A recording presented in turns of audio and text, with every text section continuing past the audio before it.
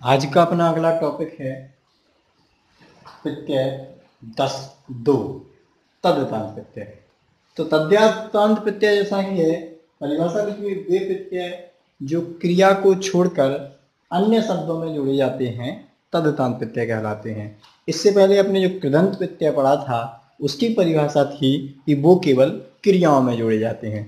तो देखिए तद्धितांत प्रत्यय क्रियाओं में नहीं जोड़े जाते हैं। देखिए कृदंतांत प्रत्यय के प्रकार।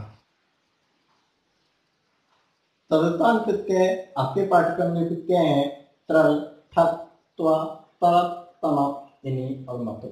ये प्रमुख प्रत्यय हैं आपके। इनसे पहचान के रूप में जैसे त्रल प्रत्यय लिखा जाए तो त्रल प्रत्यय के अंत में त्रा शब्द बन जाता है। इस प्रकार जिन शब्दों के अंत में त्रा होगा वो हमारा कौन सा प्रत्यय कहलाएगा? त्रल प्रत्यय कहलाता है।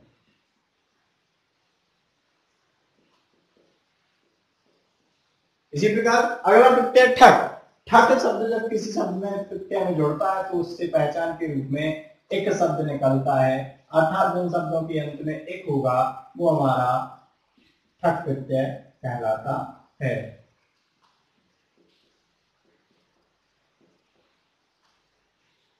त्वा, जिन शब्दों के अंत में त्वा होगा वो अपना त्वा प्रत्यय कहलाएगा, जैसे गुरुत्व, लघुत्व, महत्व।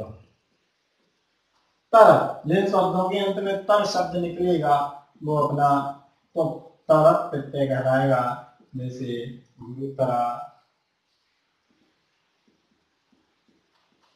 लघुतरा, शीघ्रतरा। तम, जिन शब्दों के अंत में तम निकलेगा वो अपने जैसे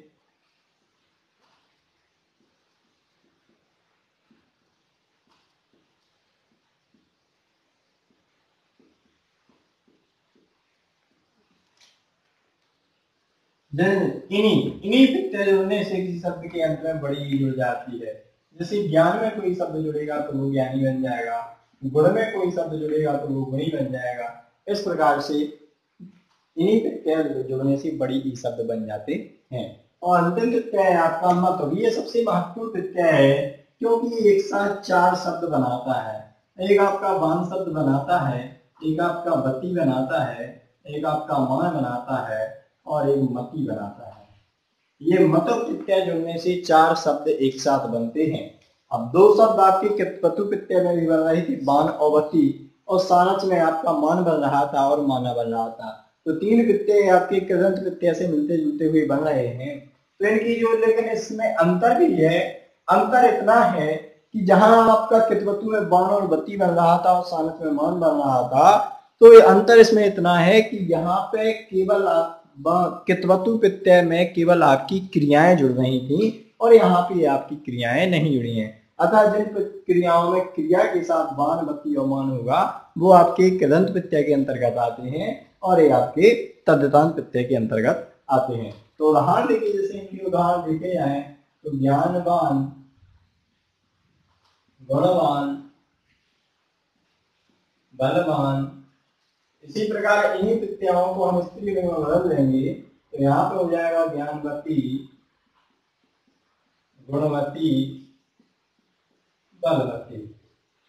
और मान की उदाहरण देखिए, जैसे शब्द में लिखा हुआ है शक्तिमान, बुद्धिमान। तो इन्हीं शब्दों में हम स्त्रीलिंग में बदलेंगे तो इस तरीके से बढ़ेंगे शक्तिमती और बुद्धिमती। तो इस तरीके से अपने तद्धितांत प्रत्यय पूरे हो जाते हैं। अब देखिए स्त्री प्रत्यय। अगला प्रत्यय है अपना स्त्री प्रत्यय। तो स्त्री प्रत्यय वे प्रत्यय जो पुल्लिंग शब्दों को स्त्रीलिंग में बदल देते हैं वो स्त्री प्रत्यय कहलाते हैं। स्त्री प्रत्यय में मुख्य रूप से आपके चार प्रकार के प्रत्यय स्त्री प्रत्यय के अंतर्गत होते हैं। नंबर 1 है टाप और नंबर 2 है डी, डीस और डीन। ये तीनों मिलकर बड़ी ई बनाते हैं।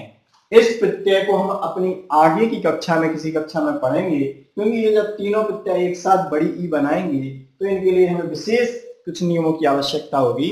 तो इन्हें हम आगे की कक्षा में पढ़ेंगे। फिलहाल हम इस कक्षा में टाप प्रत्यय को पढ़ेंगे। टा प्रत्यय जुड़ने से कोई भी शब्द बड़ा आवंत आता है और वो भी स्त्रीलिंग। जैसे उदाहरण के रूप में अज, अज अर्थात होता है बकरा, और धन जब टाप जुड़ेगा तो बन जाएगा अजा अर्थात बकरी। इसी प्रकार अगर बालक शब्द, बाला शब्द जुड़ा जाएगा तो बाल से बन जाएगा बाला। इसी प्रकार अगर बालक लिखा जाएगा तो बालक से बन जाएगा बालिका। इसी प्रकार कोई भी ऐसे पुल्लिंग शब्द जिनके अंत में छोटा आ होगा और अगर वो स्त्रीलिंग बनाएंगे तो वो अंत में उनके बड़ा आ हो जाता है। तो इस प्रकार से हम देखेंगे कि हमारे प्रत्यय हुए वो पूरे। अब बचा डीप, डीस और डीन, इसको हम किसी आगे की कक्षा में पढ़ेंगे। धन्यवाद। आज की कक्षा यहीं पे समाप्त हुई।